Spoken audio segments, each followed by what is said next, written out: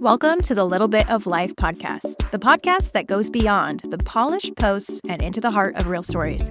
I'm your host, Tabitha, better known as Little on social media. Think you've seen it all, heard it all? Not quite. Here, we're diving into those unfiltered, real, and sometimes unexpected conversations that we all think about but rarely say out loud. Along the way, I'll be joined by special guests who have left a mark on my journey, adding fresh perspectives and unforgettable insights. So kick back, relax, and let this be your moment. You've earned it. Let's dive into today's story, one word, one revelation at a time. Hey everybody, welcome in Little Bit of Life podcast, right here with your host, Little. I have on an incredible guest today. You have seen her on the top 10 Netflix documentary, Into the Fire, The Lost Daughter. We have on Cathy. She is the mother of Alexis, and I'm calling her Alexis because I'm sorry, I just cannot call her by her adoptive name. Right. I just Right. do it. Right. Cathy, it's good to see you. How are you? I'm fine. How are you? Hello, everybody. Good. Hello. So honored to have you on. There's been a lot happening since the documentary has aired. There's petitions, and that's why I wanted to have you on, because if you haven't seen the documentary, I don't know what rock you've been under. So we'll kind of go into Alexis's story if you haven't watched it yet. But a lot has been happening after the documentary wrapped because everybody calls you the pit bull and lipstick. I always say the pit bull and lipstick with a spiked collar. But it's amazing to me, social media and, people's reactions, because I personally just think you're being a mom. I don't think I'm being particularly unusual. I'm at a certain age now where, I'm just not taking any crap. And, so I spent I'm 14 years into this. I've successfully picked out what's crap and what's not. And, so I sort of like move between those two. But since he went to prison, I'm basically relieved in that sense. But I have a bone to pick with Brenda. As you might have read on my Justice for Aundria page, the reason I use the name Aundria myself is I don't want to confuse the issue. I've been doing this for 14 years, almost 15. And when she went missing, her name was Aundria. So I kind of try to keep it in that, I keep the focus, and then you learn more as you come in to the story, But I don't do it because Brenda likes to hear it, and I don't do it because it's something the law says I have to do. It just, is less confusing. But her name is Alexis Terkanian, just to put it out there. So for those that are listening and you have not watched the documentary, you were pregnant and you had Alexis, and it was something where in the 70s, adoption was not really something that's how it is now with open adoptions and communication. Closed adoptions was considered normal in the 70s, which is really, really hard. It's still legal. It's still the only adoption. Open adoptions are not a legal thing. I mean, you can sign a contract all day long. Take it to court, and family court will tell you, this is not a legal document. This is not binding. So you need to know that before you sign anything, what it is, what it really is. And at 17, I didn't really understand what adoption was, and they took full advantage of me and my daughter to get their hook on her.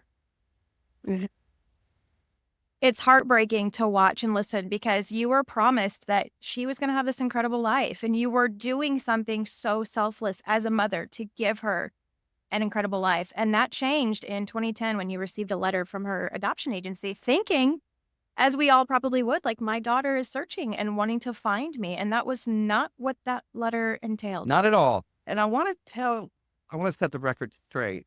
I started searching for Alexis in the 90s. There was no internet. There was just me calling up, trying to figure out, because, I thought she went into the care of Catholic Charities and found out actually it was the state of Virginia. Two different entities played me for 10 years.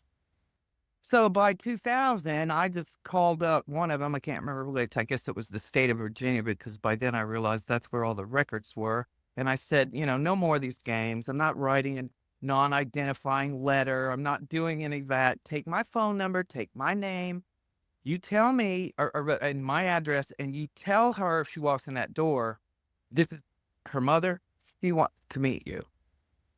And I Mm-hmm. guess I broke through the brick wall of closed adoption because the woman turned around and put it in the file.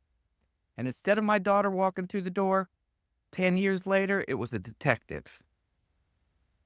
And that's how that happened. I can't even begin to imagine. You were asked to provide your DNA because they found a Jane Doe thinking that it could or could not be your daughter. It's very interesting because for those that aren't familiar with the justice system, it takes a lot of time. It's not like they just asked for your DNA and you got results, immediately. So many think that, providing your DNA from that letter and getting the results was so quick. And it was years and years. I can't imagine the wait and then wondering, could this be Alexis? Is it not? And then even in the documentary, we show just because, that kind of sense of relief was missing of like, this was not her, then it just amped up the worry of she's still missing, and now where is my daughter and what happened? Right. I somewhere in the back of my head, I knew that wasn't Alexis. I just had heard enough of the story and understood who he was by then. After 3 years, it took 3 years for the DNA to work itself through the flawed system and come back to me. And it was only because of Carl looking at the paperwork they gave me to say, this is not us identification. This doesn't say anything. And then, we got in touch with the state police and we had to do that whole thing over again, not give the DNA, but reroute it. So yeah, I pretty much knew by the time they ruled her out, it wasn't her. Carl seems incredible. To say the word incredible is an It's understatement, but it's totally, interesting when you're like, kind of meeting him at first, I thought he was kind of different, kind of creepy because, you see the accountant side and then yeah. he's just I so was a nurse. I deep. work with living people, okay? My job was to keep them alive. I didn't think about them much after they passed away. They're blessed their souls. They've gone to wherever we go. And guess what? He's like looking at people who are found under trucks, down ditches, dismembered, you name it. And he's putting that all back together. He's telling their story that nobody knows because they were dumped in a Mhm. ditch, you know? So just that he was working in that realm was quite at first kind of like spooky and then a little bit like, okay, I can adjust to this. And once I got to know him, of course I knew he was not spooky about him. Mhm. Mhm. It's amazing because he's giving the voice back to those that are, I always say, dropping the breadcrumbs, and they just need someone like the 2 of you. They just needed to That's put the right. puzzle pieces But together. here's the thing too with my daughter. Nobody was going to look for her except for blood relatives.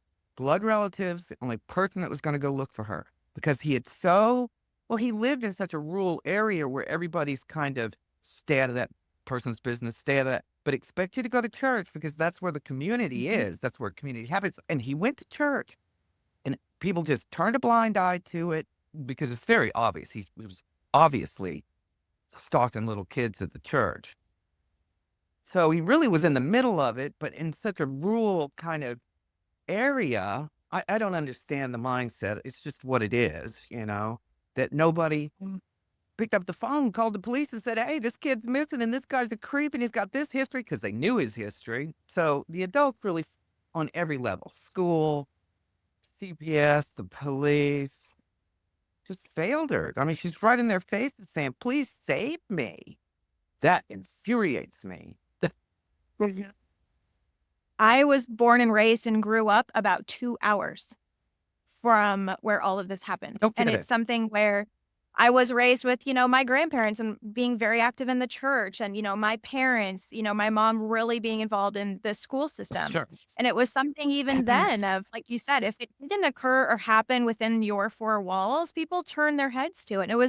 And it's so frustrating because even no matter the age of a child, if they're reaching out to friends, to Yeah. Hello. school, pay attention and really open your eyes, These and people it work it's within that system to keep kids safe, and Mhm, I mean, the kids did a better job. The kids did a better job, and I wanna say this mhm, too, that when she ran away trying to save her life, she was gone for about a week, and they never went to the school that is, the Bowman monsters never went to the school looking for her, never called the cops, nothing.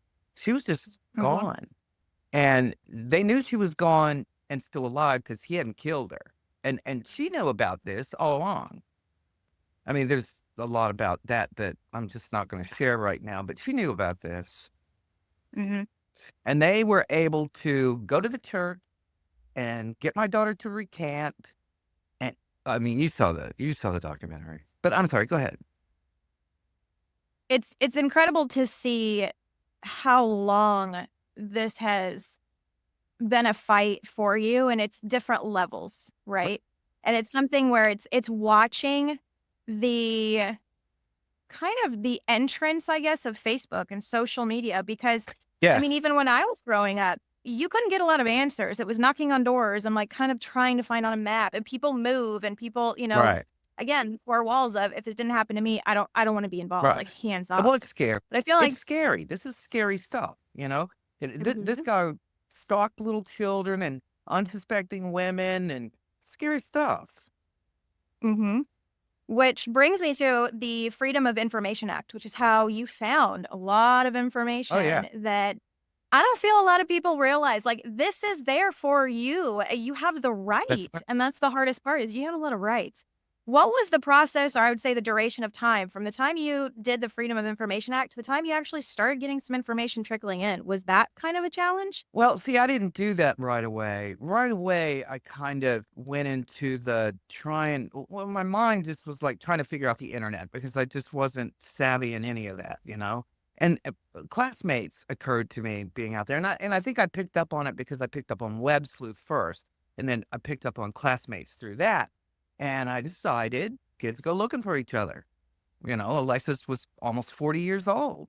There's a lot goes on in the years between you graduating high school and 40 years old. And usually Mhm. there's one or two people that you just go back to see at the reunion or whatever, you know? So I figured possibly somebody would remember her.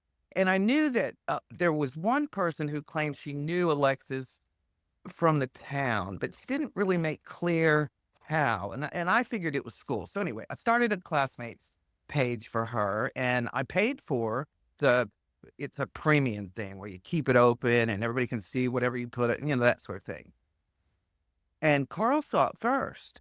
He was on Web Sleuth, and he saw he just is constantly on the internet trying to figure out who these people are, and matching them to missing people and that sort of thing. So anyway, he had done that with the Aundria Bowman case, and he figured either I would show up, the biological mom, I'm her real mother, okay? But I would either show up or I wouldn't, and there would be nothing of it. So he's sort of searching around for me, but he's also doing his own thing with trying to put people to faces to anyway. He finds the classmates. He sees that it's a premium account. He starts talking to the person on Web Sleuth, and they both come to me, I think, at one point and reveal themselves. And she doesn't really tell me who she is, but she starts talking to me, and Carl reveals himself. And he is the person that actually, you know, saw the Jane Doe in Racine, Wisconsin, had that 19,000 person Jane Doe, John Doe spreadsheet. You saw it in the movie, brought those two Mhm. together, and there was a list of, I don't know, maybe 15 people. My daughter's name, pretend name, Aundria Bowman, second on the list. So, Mhm. you know, he sort of brought all that together. So he was out there sort of putting his feelers out to see, because he knew that the police had got in touch with me and that DNA was either going to happen or not going to happen. So through that classmates, we sort of got to know each other. And then I moved to California. I was living on the East Coast, and I always wanted to go to California. So what the heck, you know? Oh, I moved to California and got to know Carl. And from California, we would fly out to Michigan, and we would do what we did, and basically go every place that monster had ever been, talk to everybody that would talk to us. And it took a very long time for finally the kids that went to school with Alexis, who were extremely traumatized by this, I think it was up to a dozen years before I started talking to them. So this is a very, very long road. Very, very long road. And it's something where I want people to understand, especially watching a documentary, watching 2 episodes of something versus like the years and years and years. it's not always open doors that you get. No, And no. it's hard work. And you're going to get people that may know more information But, that don't want to. I have to say this. When I got when the adoption agency, the state adoption agency, sent me the letter, and I started talking to the detective after an encounter with her and my figuring out where Alexis went missing from and that sort of thing. I started talking to the detective who told me that they had dropped the ball years ago with this case. And since then have gotten messages from retired policemen who said, we tried to figure this out. We tried to get some evidence to prove that Dennis Bowman did this. So through the decades, they were working on it. They weren't cold cases. But it wasn't until Carl got in touch with Racine about the Racine Jane Doe, and then the police in Holland, I'm sorry, in Allegan County, that they put a cold case team together. And when they put the cold case team together, they went to the Bowmans and they said, give us some stuff that has DNA on it. And the Bowmans gave them whatever little trinkets that probably belonged to Vanessa, wiped it down real good. There was nothing to be found. So then they set out to find me. But what has to happen in a closed adoption is the adoptive parents, and I don't refer to these people as parents, but I'm just using that to keep the story straight. The adoptive parents have to be willing to write a letter of permission. Now, Bowman had claimed Alexis had run away. He could have said, look, this kid ran away. I'm not opening this adoption up. I'm not writing this letter of permission. But the cops so bared down on him, he coughed it up. And so the letter of permission is what got the social worker in 2010, after I got the letter, to pick up the phone and talk to me. And her last name was Brickhouse. How about that? How about that? So anyway, I love it. Brickhouse didn't tell me anything other than the state Alexis went missing from. So I said to my husband, who was up here in Michigan, or not Michigan, up here in New England, get on the internet, because we only had one computer. I mean, this is 2010. Facebook's just barely rolling out, okay? And I mean, the internet's not that old. So anyway, I said, look on the Michigan State Police missing persons, that's a mouthful, website, and see if you can find a little girl with the birthday who's gone missing with the birthday 6/23/74. I don't know why in the documentary I said about, but that's not what I said. Why would I say about? But anyway, so he did. He found her in 10 minutes. I was like, 10 minutes. The internet's amazing. It's scary how it connects us. And it's incredible to hear you say, like, I knew her at 9 months old. Right. This was my baby. And then to see the picture. Right. I mean, it was my mom and I, she's my best friend. We're so close. And it's something where sitting there, she was like, I'm like, you have to see this. You have to watch this. Alexis was your carbon copy. It is like looking at you. How was that, seeing her photo and just knowing, like, this is... Well, I didn't recognize her at first. I mean, you don't see yourself the way other people see you. Well, you just don't. And if you don't have children, you can't really reflect on that. And you don't. So I didn't. And when I saw her, I went like, those eyes. And she has a curl in the middle of her forehead. I have that curl. And the shape of her face. Her mouth's a little different. And her eyes are probably a little darker. I never got to see them. I mean, as a grown person. And very dark hair. So it took me a little bit, I mean, between the shock of it all and then there she is. And now I'm trying to assimilate what she was to who she is. Very difficult. Very difficult. She had your sense of strength, because hearing who she talked to and spoke up and was like, hey, I need help. It's something where even at that age, talking to adults and sharing what's happening to you is scary, because children are made out to think that they can't find somebody that they can tell because they're not going to be trusted or believed. And like you said, the ball was dropped in so many different scenarios. She would have left. I do believe she would have left had she not realized that Vanessa was in dire straits. A little infant at the hands of those two people. Mhm. If not for Vanessa, I think she would have run off and she'd be alive today. So Alexis, the name means protector. So she lived up to that name. Very Mhm. proud of her. Mhm. Watching you, I think one of my favorite scenes is you standing outside and getting ready to get that drone over. And it's incredible because you're watching Google Earth and piecing things together. And it's amazing because even Carl says, like, I didn't feel that that's where she went. Talk about mother intuition. I mean, I even get chills all over my body thinking about it because you said from day one, she's there. But yeah, I know. I mean, I figured him out. Didn't take a rocket scientist, right? And then Mhm. once, because Carl and I mean, I was 8 years into it when I finally, no, maybe not that long. Maybe I was about 6 years into it when I said, she's in the backyard, Carl. And he goes, no, she's across because we were standing on the property where the house he murdered her in once was. It was torn down. And we're discussing what could he have done with her body from this spot. Now, it was in the middle of the winter, so he couldn't dig a hole. It had to be something other than that. So anyway, across the road from where that house was a huge, just acre of wooded area. And they were working on it when we were there. And so Carl made a point to go over there or call the police and say, go over there and tell them to be on the lookout for this. And I called search and rescue and I organized it to be searched. And they searched it and didn't find anything, and nobody found anything in the construction. So I had already decided that she was in his backyard because, Carl said this and I said that. And we managed to eliminate the wooded area across the road, but we couldn't get in that backyard, could we? Mhm. So I stuck to my guns. And, I started thinking, well, if I accuse him of it, what's he going to do? Sue me? Then he's Mhm. got to come out and talk to my lawyers. Mhm. So I started accusing him of it.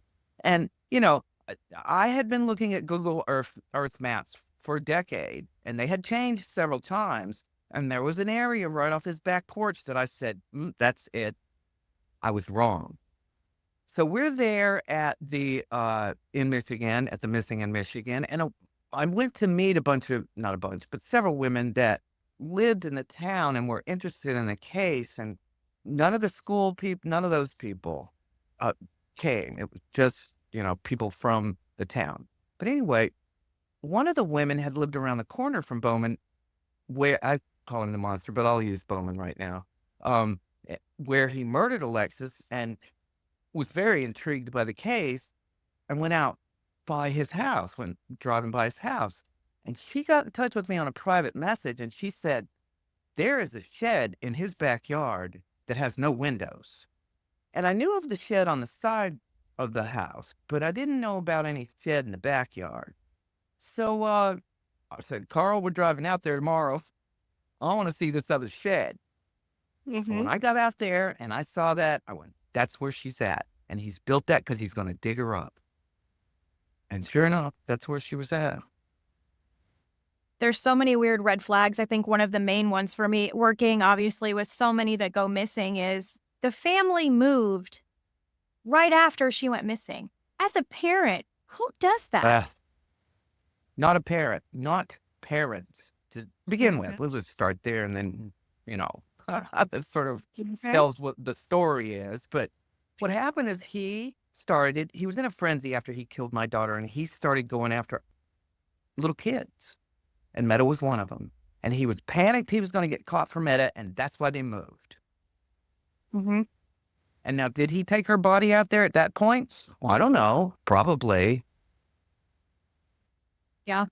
Having Meta reach out to you and seeing what she went through just at 6 years old, but able to connect those puzzle pieces and truly see the bond between you two, like, even through screen is Well, let me tell you I mean, I this. try not to get Let me tell emotional, you it's this. incredible. Meta solved her own abduction. She had to solve Mhm. her own abduction. And she's got one of those personalities or one of those souls that just puts it out there. And the vibrations, whatever it is, I lined right up with it. And we found each other in the most It's beautiful. horrific of circumstances, but nonetheless, She's my soul child. We're connected at Mhm. the soul.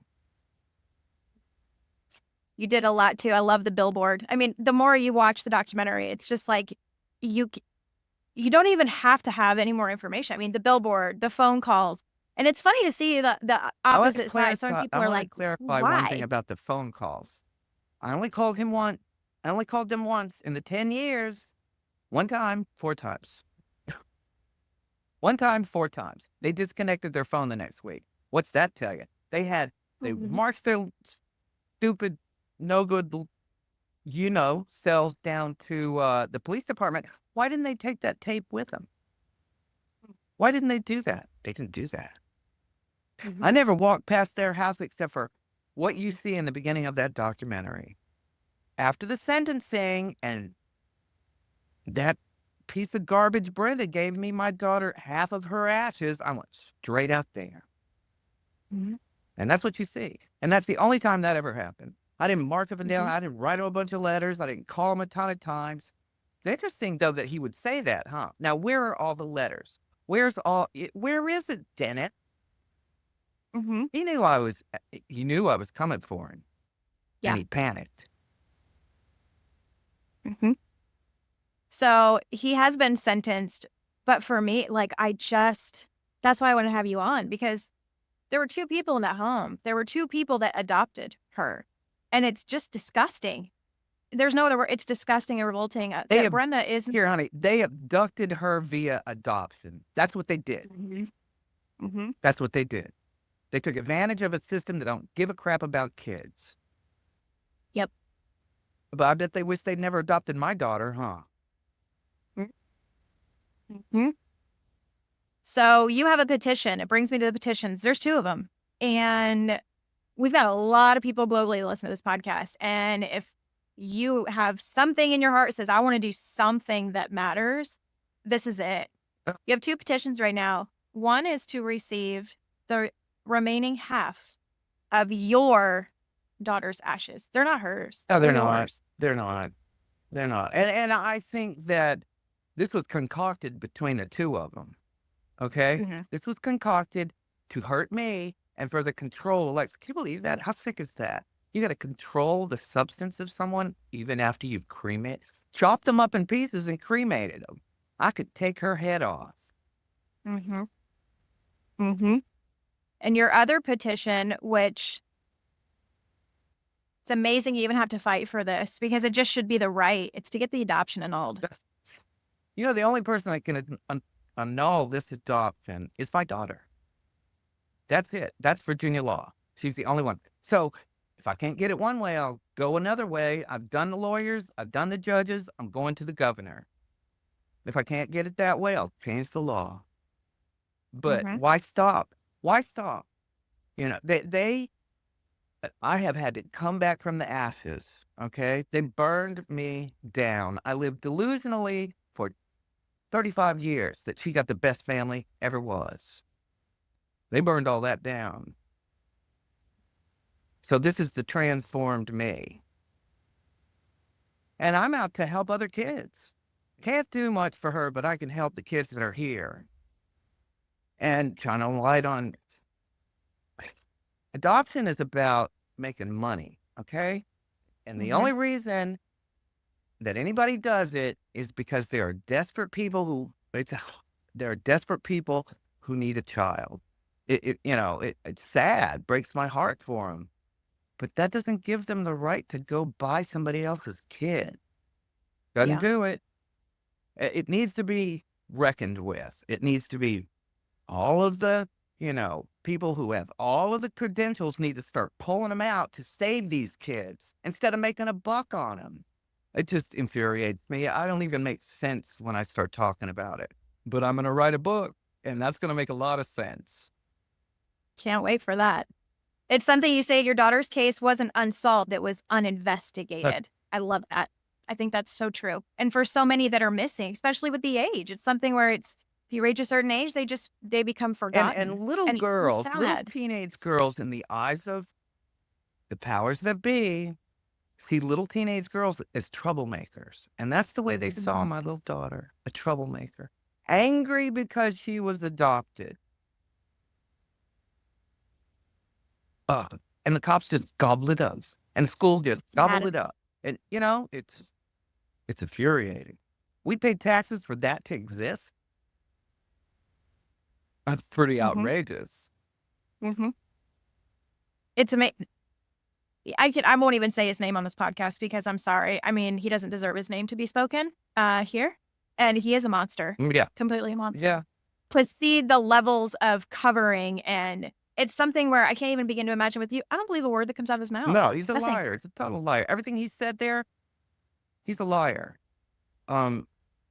Okay, you know that part where he talks about, man, I think it's in this documentary. Maybe it's not. Maybe it's on a different show. But anyway, he talks about how many knives he has. 120 bladed weapons. Did he stick them all in my daughter? Bet he did.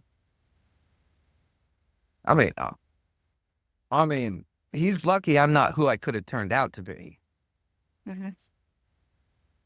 Even the stairs, watching that story, I don't believe that. Oh, There's no part of me that anything. Everything he said's a lie. Just start there. He's a liar. He's a murderer. He's a thief. Well, you're going to believe something like that?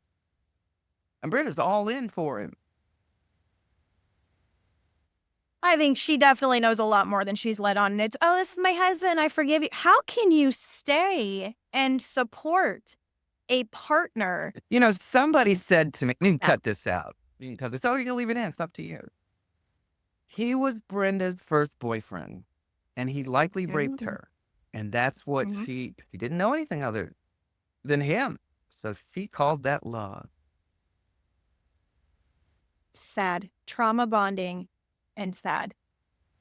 I think the term for it. And I think that's going on with Vanessa too. Trauma bonding. I'm not going to believe for a second he didn't do to her what he did to my daughter. As a matter of fact, I got eyewitness to it.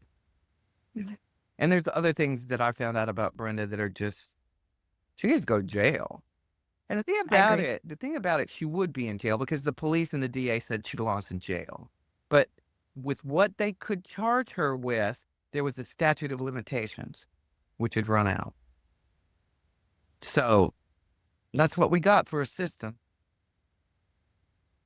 It's a failure of a system. And it's something where we have to see how many other families does it have to affect, because I mean, it's scary to think that person, Brenda, is out in society. And, even watching the documentary of, well, how do we get it to where you don't go to Virginia? Oh, no, wait. I can She's see you. not only out in society, she's living with her grandchild. She has moved in with Vanessa and her, I call him the victim husband, and the new baby, who is, as far as I'm concerned, a victim too.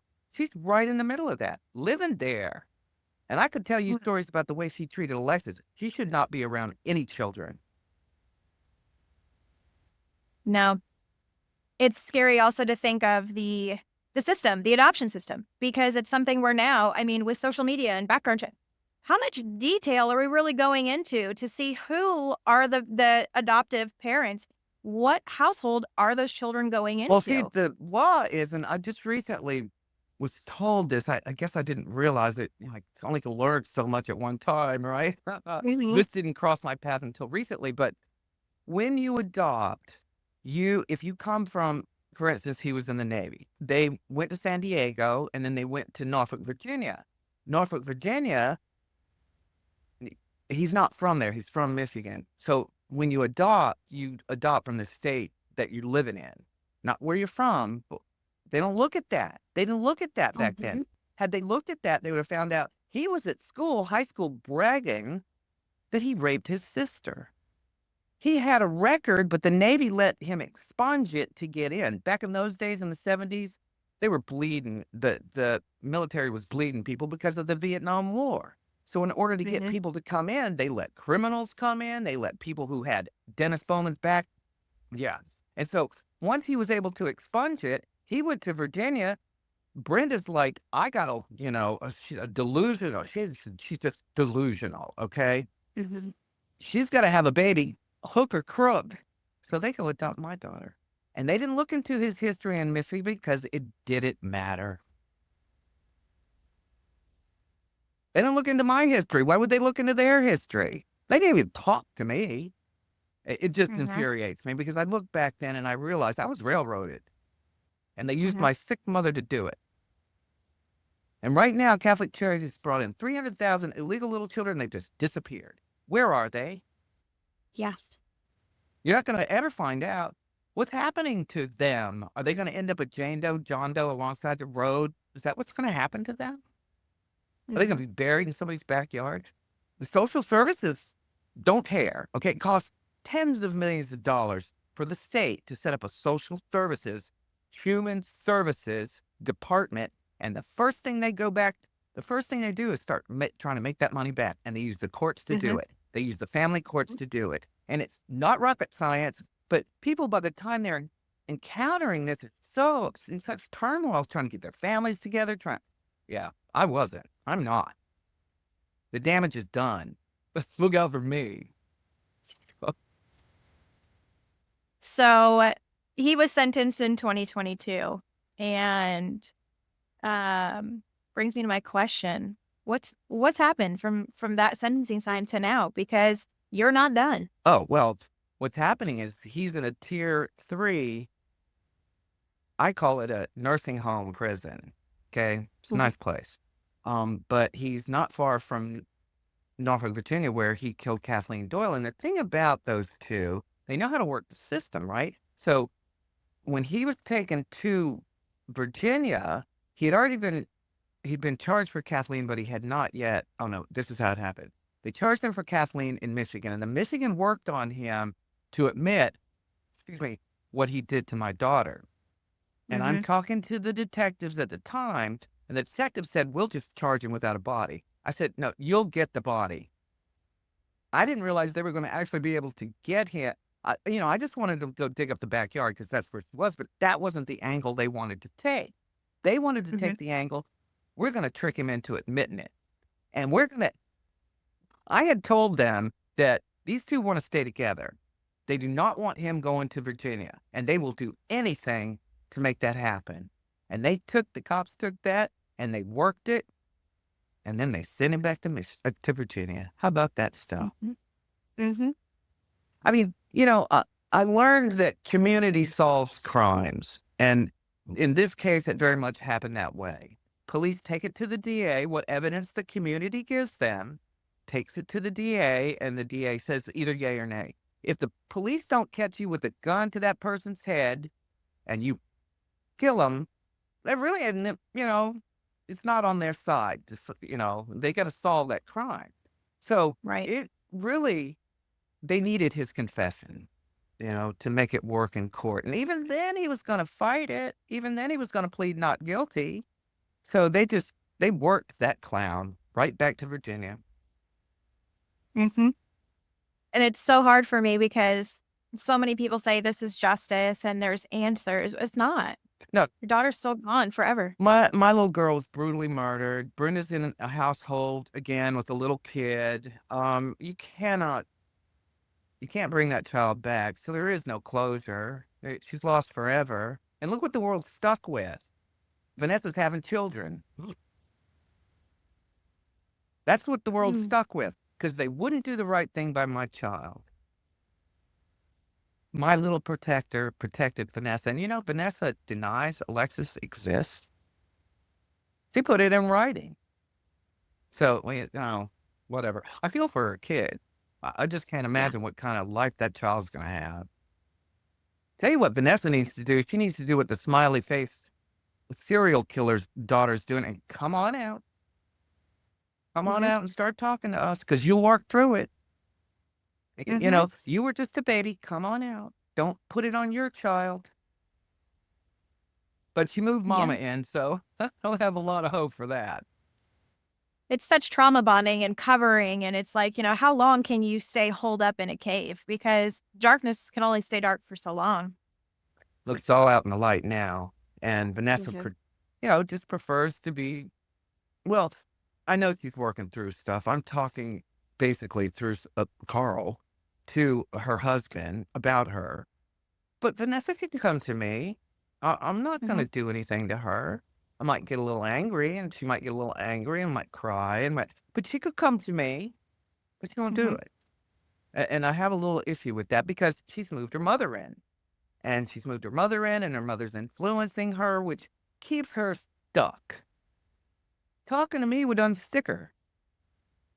So, anyway, Hmm. I'm not hoping for that. I'm certainly not done with Brenda. I don't blame you. I don't blame you. Certainly not done with her. I think one thing that's beautiful in the documentary that they just touch on briefly is your life and you and your husband and your marriage. It's so beautiful to see your love story. You and your husband married so quickly, and it's something we're watching that I'm like, oh man, that's like me. I'm like, yep, married in this amount of time, moving, pack my stuff, got my dog, let's go. And it was something that really moved me because you got me. It says like you told him early on that you had a daughter, and it's incredible to see like you at the computer. He loves me. He loves me. And anything that comes from me, he loves them. I mean, we're family. I love his family. He loves my family. He never met Alexis, but he can certainly see what I'm suffering. And he does not want me to suffer like this. And I'm sure he feels the loss of life too. I mean, everybody does, don't they? Through this documentary, now everybody does. It's a human story. Unless you're something like the monster, you're gonna connect. Mm-hmm. And it made me wonder if the justice system was as tenacious as people such as yourself. Makes me wonder how many of these cases would be solved, and intuition and connecting. Like you said, the community solves Right. cases. Well, the Nowadays. courts hold the police at bay because the police have had a history of, taking that who they thought was a murder down to the basement, beating it out of them. And in the 1940s, that's what they would have done to Dennis Bowman. Mhm. That's just what would have happened. But they got abused. The court stepped in. The lawyers making tons of money protecting these monsters, whatever the case may be. But they're pretty hamstrung. They have to do it a certain way. And I know there are times they feel incredibly hopeless and helpless, and because they're putting a lot of emotion into this. You know, the if you what happened in the 1970s is, well, when my daughter went missing, was it was the sheriff's choice. Was he going to investigate this case or just lift the rug you know? And that's what he Mhm. chose. And so that's what his police did. And now that Mhm. has changed. That has evolved. By the time I got around, Detective Haverding never failed me. He always showed up. You know, when that part in the documentary where I'm telling them, get a search warrant, she's in the backyard. I was Mhm. actually in the building with about 7 cops telling them that. And they're all against the wall, like, we know it, but there's nothing we can do. Yeah. Like, you must feel helpless. So Mhm. when it happened, they were like, they're jolted still. They'll be jolted forever. Yeah. They're spooked. How did I know that? Well, I'm spooked. How did I know? No, I'm not. I know why I knew it. I'm smarter than Dennis Bowman. Yeah. Yep. And she was directing you. I really believe that. It's something Something where was, there's wasn't this it?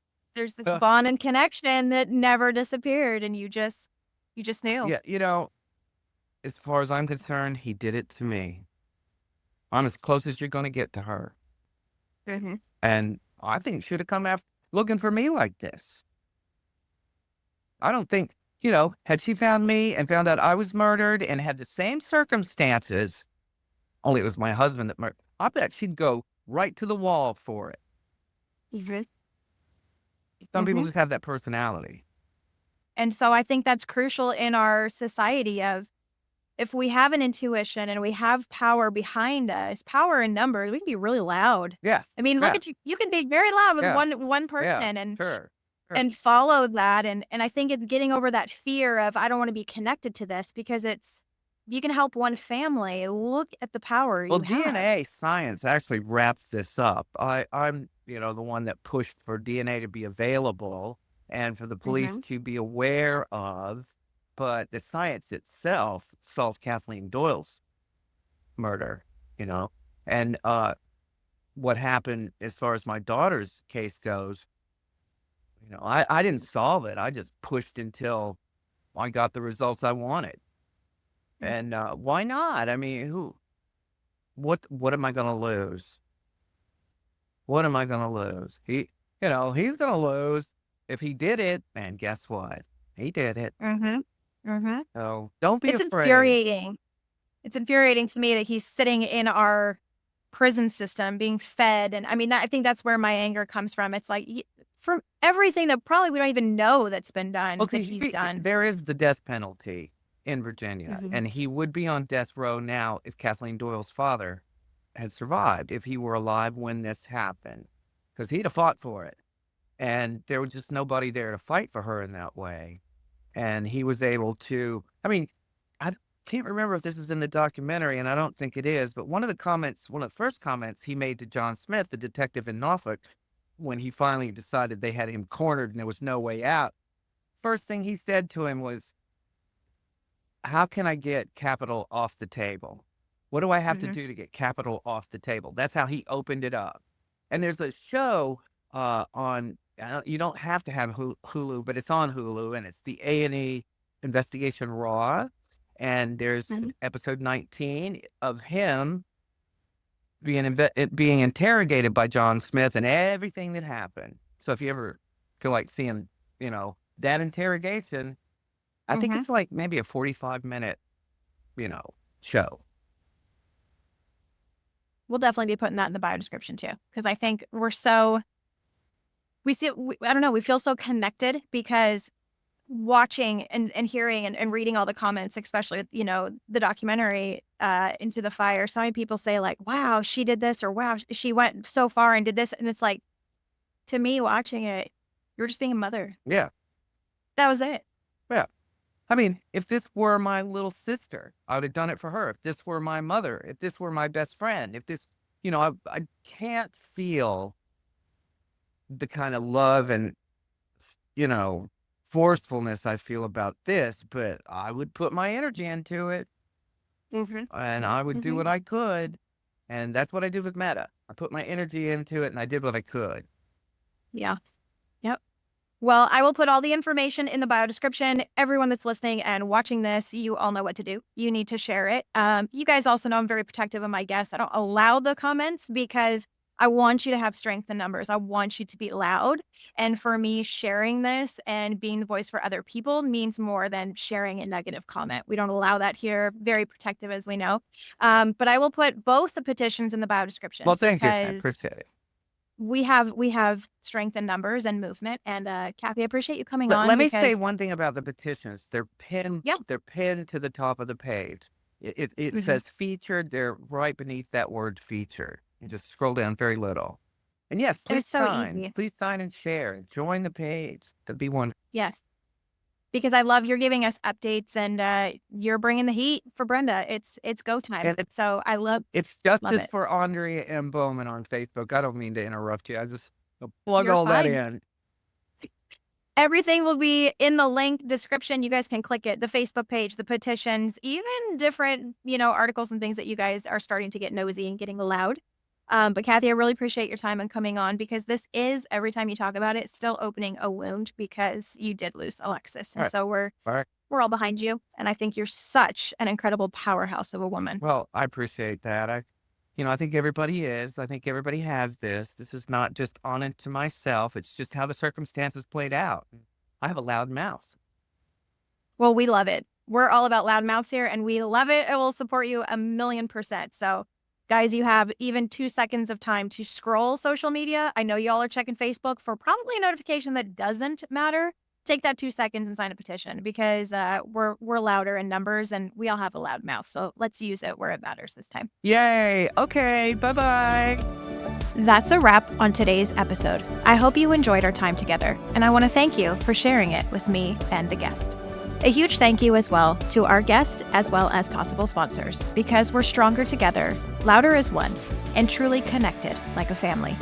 If you loved today's episode, please leave a review. Help bring others along for the journey with us. And don't forget to tune in on your favorite streaming platform every week. Make sure you subscribe to the YouTube channel, Little Bit of Life Podcast, so you can be part of the action and, yes, part of the interview with our video content. Thank you again for joining me, and I would love to have you come on as a guest. If you're interested, send me a message. Until next time, remember, be good to others, be good to you. See you next time.